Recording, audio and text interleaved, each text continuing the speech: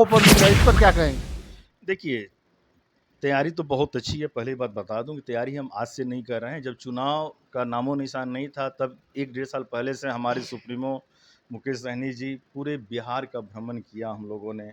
पैदल किया, बस से किया, मोटरसाइकिल से किया, लास्ट में हेलीकॉप्टर से भी किया। चाहूँगा कि क्या आपके पास और कोई कैंडिडेट नहीं था मोतिहारी में?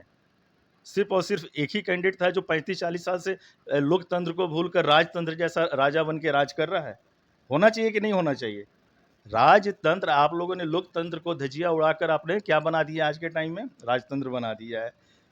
परिवार की बातें तो ठीक है, हमारे आदरणीय मोदी जी बात करते हैं परिवार की, परिवारवाद। ये भी एक तरह से परिवारवाद ही है कि उसी को देते रहें, उसी को देते रहें, उसी को देते रहें। ये भी हैं और अभी इन्होंने अपने बहनोई को भी टिकट दिया है, इनके चाचा पशुपति जी भी कहीं न कहीं थे। तो ऐसे देखा जाए तो परिवारवाद कहाँ नहीं है और परिवारवाद में देखिए बुराई नहीं है। मैं आपसे पूछूँ अगर एक बहुत छोटी बात कहना चाहूँगा कि हम सनातनी हैं, सनातन को मानते हैं, हिंदू को मानते हैं और हम भगवान राम की पूजा करते हैं। भगवान राम के भी तो ऊपर दशरथ थे और दशरथ के ऊपर भी तो उनके पापा थे। आप कभी गए हैं कि क्या वो परिवारवाद हम चाहें तो परिवारवाद को नहीं बोल सकते हैं हम लोग? आप तो सरासर भगवान को परिवारवाद का आरोप लगा रहे हैं। नहीं, आरोप नहीं है। ये मैं आपसे बोलना चाहूँगा कि आरोप बिल्कुल नहीं है। देखिए क्या होता है ना कि एक घर में 2 बच्चे होते हैं। अब लालू जी के घर में लीजिए ना, जितना तेजस्वी जी एक्टिव हैं, उतने नारायण जी तो एक्टिव नहीं है ना। आने वाला विधानसभा 2000 हम लोग का 25 में चुनाव होगा।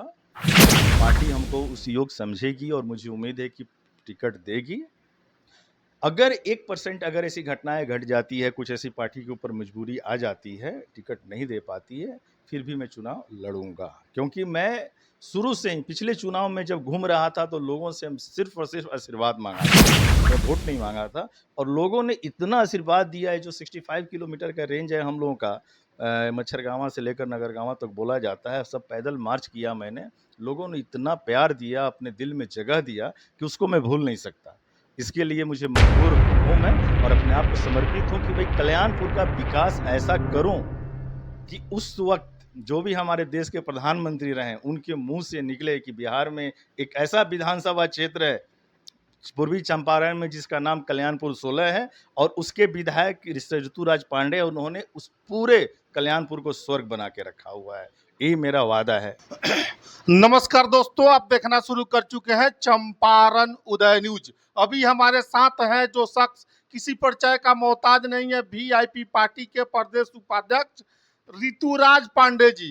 काफी पिछली बार इन्होंने चुनाव भी लड़ा था। आगे क्या योजना है इनकी? पार्टी की चुनाव अभी लड़ रही है जो कि गठबंधन में लालू जी के साथ कांग्रेस को जो इंडिया गठबंधन है उसमें शामिल हुई है। सबसे पहले सर आपका स्वागत है। आपको भी और आपके सारे दर्शक चंपारण उदय न्यूज के सारे दर्शकों को मेरा नमस्कार है और हमारा आपको भी हार्दिक नमस्कार है।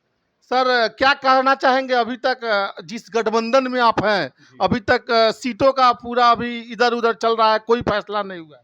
देखिए पार्टी नई है और नए चीज़ों में थोड़ा सा टाइम लगता है। बहुत कोशिश हम लोग कर रहे हैं, मंथन चल रहा है। अभी कुछ दिन पहले तो हमको 3 सीट मिला है जिसमें झंझारपुर, मोतिहारी और गोपालगंज। तो हम लोग लगे हुए हैं। झंझारपुर का हम लोगों ने फाइनल कर दिया है सुमन महासेठ जी को, कल ही फाइनल किया। मोतिहारी और गोपालगंज का हम लोग 1 से 2 दिन में कर लेंगे। झंझारपुर अपना फाइनल है।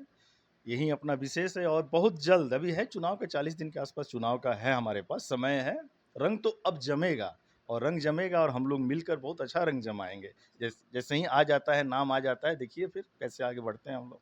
सर नाम आने में देरी क्यों हो रहा है? ये ना जाना, दर्शक भी लोग देख रहे हैं, जनता में भी, आपके कार्यकर्ताओं में भी थोड़ा सा उत्साह में कमी देखा जा रहा है क्योंकि टिकट में लेट हो रहा है। इस पर क्या कहेंगे? देखिए मैं जनता को ये कहना चाहूँगा कि थोड़ा-सा सब्र करें, बट पार्टी नई है, नई होने के चलते थोड़ा हम लोग मंथन में लगे हुए हैं।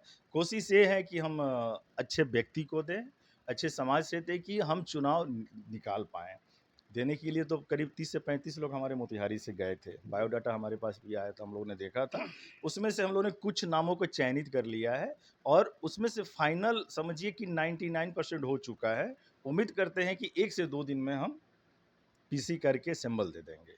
सर तैयारी कैसी है आपकी? चुनाव जो लोकसभा चुनाव आ रहा है, लोग कह रहा है कि आपका चुनाव लेट होने से, टिकट बंटवारे में लेट होने से, जैसे यहाँ के भाजपा के प्रत्याशी हैं राधा मोहन सिंह जी, उनको वॉक ओवर मिला है, इस पर क्या कहेंगे? देखिए, तैयारी तो बहुत अच्छी है। पहली बात बता दूं कि तैयारी हम आज से नहीं कर रहे हैं। जब चुनाव का नामो निशान नहीं था, तब 1 डेढ़ साल पहले से हमारे सुप्रीमो मुकेश सहनी जी पूरे बिहार का भ्रमण किया हम लोगों ने। फिर पैदल किया, बस से किया, मोटरसाइकिल से किया, लास्ट लास्ट में हेलीकॉप्टर से भी किया। हम लोगों ने कोई भी अपने आप से कसर नहीं छोड़ा है। और स्पेशली मुकेश सहनी जो सहनी समाज को है जगाने के लिए बहुत हद तक उन्होंने कोशिश किया और जगाया है, और पूरा विश्वास है कि सहनी समाज हमारे साथ है। अब बात आती है कि ऐसा नहीं कि सहनी समाज ही हमारे साथ है। सहनी के साथ साथ हम ऋतुराज पांडे, हम अगर हम पार्टी के साथ हैं तो सब लोग हमारे पार्टी के साथ हैं। और जहाँ तक तैयारी की बात है, ये तैयारी बहुत अच्छे ढंग से चल रही है। और हमारे माननीय राधा मोहन जी अभी यहाँ के संसद जी हैं, लास्ट 6 या 7 बार रह चुके हैं। अब मैं भी चाहूँगा कि भाई परिवर्तन होना चाहिए। हो सकता है कि हमें समय लग रहा है, लेकिन मेरा जो भी कैंडिडेट आएगा अच्छा आएगा। और ऐसा नहीं है कि उनका फिक्स है तो सारा का सारा वोट उधर चला जाएगा। ऐसा नहीं है कि सारे के सारे वोट डाइवर्ट हो जाएंगे। ये सब कहने की बातें होती हैं। वोटर अपने दिमाग में बनाया हुआ है कि किधर उनको जाना है। बस अब हम लोग अपना तैयारी शुरू कर देंगे, सबसे मिलना जुलना शुरू कर देंगे, लोग हमारे पास आएंगे, आकर्षित होंगे, और उम्मीद है कि हमारी वीआईपी 100% यहाँ से सीट निकालेगी।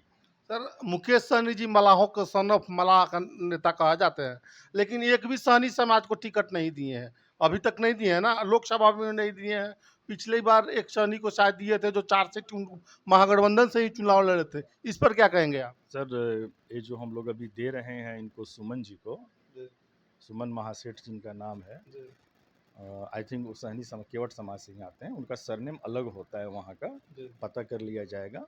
और ऐसा नहीं है कि देखिए क्या होता है कि मुकेश जी खुद सहनी से हैं ना, मुकेश जी तो खुद सहनी से हैं। तो जरूरत थोड़ी है कि जब सहनी समाज के मुखिया ही सहनी है, वो खुद वो टिकट बांट रहे हैं, उन्हीं के हाथ में सब कुछ है, तो जरूरी थोड़ी है कि वो अपने लोगों को देंगे भी। हमको तो सबको लेके आगे बढ़ना है। सर, वो तो कहते हैं ना कि हमारा मलाह समाज गंगाजल लेके कुछ दिन पहले चकिया में भी कार्यक्रम हुआ था ना, गंगाजल लेके अपने जाति को, लोगों को, केवट समाज को, लोगों को वो कर रहे थे कि गंगाजल खाओ, गंगाजल का शपथ लो, उस पर क्या कहेंगे? देखिए, वो शपथ था आरक्षण के लिए। हमारे बिहार, दिल्ली और कलकत्ता, नहीं, कलकत्ता दिल्ली में वो आरक्षण है, लेकिन हमारे बिहार और यूपी झारखंड में आरक्षण नहीं है। एक, बंगाल में? हाँ, बंगाल, वहीं कलकत्ता बंगाल हो गया। हाँ, तो एक छोटा सा आरक्षण के लिए हम लोग कोशिश कर रहे हैं। उसके लिए हम शपथ दिलवा रहे थे कि अपना आरक्षण नहीं तो वोट नहीं। इसके लिए हम लोग एनडीए गठबंधन के लिए के साथ बहुत हद तक मेहनत किए। करीब 2 से 3 महीना हमारे सुप्रीमो दिल्ली बैठे रहे, लोगों से बात विचार होते रहा। वो लोग भी संतावना देते रहे कि आज नहीं कल हम लोग करेंगे। हम लोग ने यहाँ तक भी बोला कि हमको एक भी आप सीट ना दें, लेकिन आरक्षण दे। आरक्षण के लिए आप घोषणा करें कि हम इस बात को, हम तो आ जाते हैं पूर्ण बहुमत से, तो हम इस बात को आगे रखेंगे। देखिए, कोई चीज इतना आसान तो होता नहीं है। प्रक्रिया तो शुरू हो, पहले प्रक्रिया शुरू होने के बाद ही तो आरक्षण मिलेगा, उसके बाद क्या होगा नहीं होगा।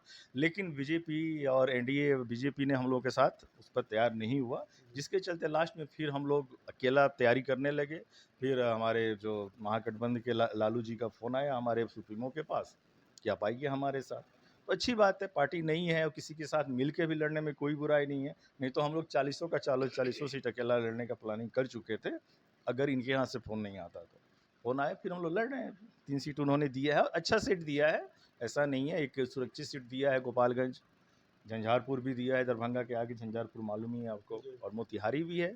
और मोतिहारी की जनता से मैं चाहूँगा कि भाई कितना वोट देते रहिएगा एक ही आदमी को, कुछ तो चेंज होना चाहिए ना। हम नहीं बोल रहे हैं कि भाई आप हम ही को देते। अगर बीजेपी वालों से मैं बोलना चाहूँगा कि क्या आपके पास और कोई कैंडिडेट नहीं था मोतिहारी में? सिर्फ और सिर्फ एक ही कैंडिडेट था जो 35-40 साल से लोकतंत्र को भूलकर राजतंत्र जैसा राजा बन के राज कर रहा है। होना चाहिए कि नहीं होना चाहिए?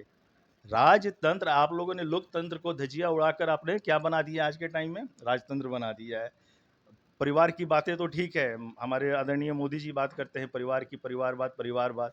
ये भी एक तरह से परिवारवादी हैं कि उसी को देते रहें, उसी को देते रहें, उसी को देते रहें। नहीं, नहीं, उनके बाल बच्चे को तो टिकट नहीं दिया गया ना। जैसे लालू जी के पार्टी में हो या अन्य पार्टी में हो, रामविलास जी के पार्टी में हो, जीतन राम जी के पार्टी में हो, वो अपने परिवार को देखता है लोग नहीं। लेकिन भाजपा में तो ऐसा नहीं है ना। देखिए, भाजपा में अब ये एक अलग मुद्दा है, लेकिन मैं आपको बात बताना चाहूँगा कि आदरणीय राजनाथ सिंह के जाइए, फिर हमारे नितिन गडकरी जी के पास जाइए, उनको भी काफ़ी उनके बच्चे के लिए ऑफ़र आया था बीजेपी वालों की तरफ से, या फिर हमारे एनडीए के अपना जो शिंदे जी महाराष्ट्र के जो मुख्यमंत्री एकनाथ सिंह जब बने हैं, उनका बेटा एमपी है, वो खुद सीएम हैं। फिर आप चिराग जी के पास चले जाइए, चिराग जी जो अभी जो टिकट बाँटे हैं, एक इनके पापा भी थे, स्वर्गीय आदरणीय रामविलास पासवान जी, ये भी हैं, और अभी इन्होंने अपने बहनोई को भी टिकट दिया है, इनके चाचा पशुपति जी भी कहीं न कहीं थे। तो ऐसे देखा जाए तो परिवारवाद कहाँ नहीं है, और परिवारवाद में देखिए बुराई नहीं है। मैं आपसे पूछूँ, अगर एक बहुत छोटी बात कहना चाहूँगा कि हम सनातनी हैं, सनातन को मानते हैं, हिंदू को मानते हैं, और हम भगवान राम की पूजा करते हैं। भगवान राम के भी तो ऊपर दशरथ थे, और दशरथ के ऊपर भी तो उनके पापा थे। आप कभी गए हैं कि क्या वो परिवारवाद हम चाहें तो क्या वो परिवारवाद को नहीं बोल सकते हैं हम लोग? आप तो सरासर भगवान को परिवारवाद का आरोप लगा रहे हैं। नहीं, आरोप नहीं है। ये आप मैं आपसे बोलना चाहूँगा कि आरोप बिल्कुल नहीं है। देखिए क्या होता है ना कि एक घर में 2 बच्चे होते हैं। अब लालू जी के घर में लीजिए ना, जितना तेजस्वी जी एक्टिव हैं, वो तेज नारायण जी तो एक्टिव नहीं है ना। मैं खुलेआम बोल तेज रहा प्रताप जी हूँ, नहीं। तेज प्रताप जी उतने तो एक्टिव नहीं है ना। वो तो बड़े हैं और ये छोटे हैं। सेकंड लालू के संज्ञा तो तेज प्रताप जी को दिया जाता है, जैसे उनकी शैली है, भाषा मैं है। ये बिल्कुल आप सही बोल रहे हैं कि उनको दिया जाता है, शैली भाषा दिया जाता है, लेकिन आज हेलीकॉप्टर से पूरे बिहार का दौरा कौन कर रहा है? तेजस्वी जी कर रहे हैं ना। फ्यूचर में तो मुख्यमंत्री, उप मुख्यमंत्री कौन बना है? तेजस्वी जी बने हैं। ये क्यों बने हैं? गुण से बने हैं, टैलेंट के वजह टैलेंट से बने। हम परिवारवाद की यहाँ बात ही नहीं है। यहाँ बात है कि अगर आपके पास मेरिट है, अगर आप गुणी हैं, तो आप कहीं से भी हैं। आप ज़मीन के अंदर हैं या सबसे पीछे बैठे हुए हैं, अगर आप मेरिट है तो आपको अधिकार मिलना चाहिए। अगर आपके अंदर मेरिट नहीं है, तो आप किसी के भी लड़के क्यों ना हो, मैं बोलना चाहूँगा, चाहे वो प्रधानमंत्री के ही आप लड़के क्यों ना हो या किसी राजा के किसी के, तो सब बेकार है फिर आप। आपको जब कुछ चलाना ही नहीं आएगा तो फिर क्या फ़ायदा है उससे? तो इसलिए बात मेरिट की है, बात गुण की है, बात परिवारवाद की नहीं है। सर, जाते जाते अंतिम सवाल आपसे चाहेंगे। ऋतुराज पांडे जी लगातार चुनाव लड़ रहे हैं विधानसभा का, फिर विधानसभा का चुनाव लड़ेंगे? 1000% लड़ेंगे। मैं 1000%। 1000% मैं लड़ूँगा। कल्याणपुर विधानसभा 16 के जनता के प्रति मैं अपने आप को पूर्ण रूप से समर्पण कर चुका हूँ और समर्पित हूँ। मैं आने वाला विधानसभा 2000 हम लोग का 25 में चुनाव होगा। पार्टी हमको उस योग्य समझेगी और मुझे उम्मीद है कि टिकट देगी। अगर 1% अगर ऐसी घटनाएँ घट जाती है, कुछ ऐसी पार्टी के ऊपर मजबूरी आ जाती है, टिकट नहीं दे पाती है, फिर भी मैं चुनाव लड़ूँगा। क्योंकि मैं शुरू से ही पिछले चुनाव में जब घूम रहा था तो लोगों से सिर्फ़ और सिर्फ़ आशीर्वाद माँगा था। मैं वोट नहीं माँगा था, और लोगों ने इतना आशीर्वाद दिया है। जो 65 किलोमीटर का रेंज है हम लोगों का, मच्छरगाँव से लेकर नगरगाँव तक बोला जाता है, सब पैदल मार्च किया मैंने। लोगों ने इतना प्यार दिया, अपने दिल में जगह दिया कि उसको मैं भूल नहीं सकता।